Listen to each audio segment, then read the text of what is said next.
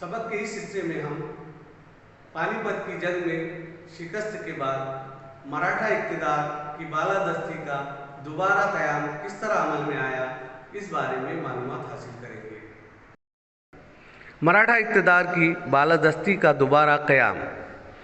पानीपत की शिकस्त के बाद शुमाली भारत में मराठों के वक़ार को ज़बरदस्त नुकसान पहुंचा था।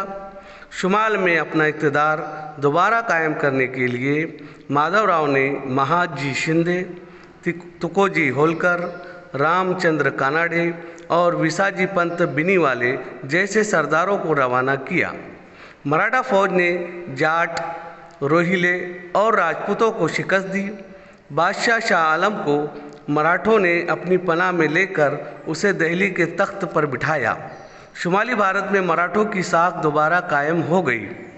पानीपत की लड़ाई में मराठों को बहुत नुकसान उठाना पड़ा।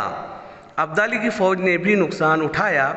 पानीपत की फतेह में माली फ़ायदा ज़्यादा न होने की वजह से अब्दाली या उनके वारिसों में से किसी ने दोबारा भारत पर हमला करने की हिम्मत नहीं की, बल्कि इस बात के पेश नज़र कि शुमाली भारत की सियासी अफरा तफरी पर काबू पाने की ताकत सिर्फ मराठों ही में है, उन्होंने ये ख्वाहिश की कि वहाँ की बादशाही को मराठे ही संभाले।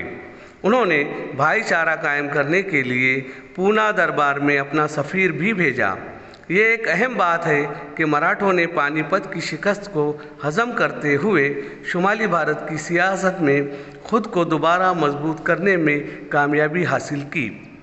इस कामयाबी में मल्हार राव होलकर, अहिल्याबाई होलकर और महादजी शिंदे का अहम किरदार रहा।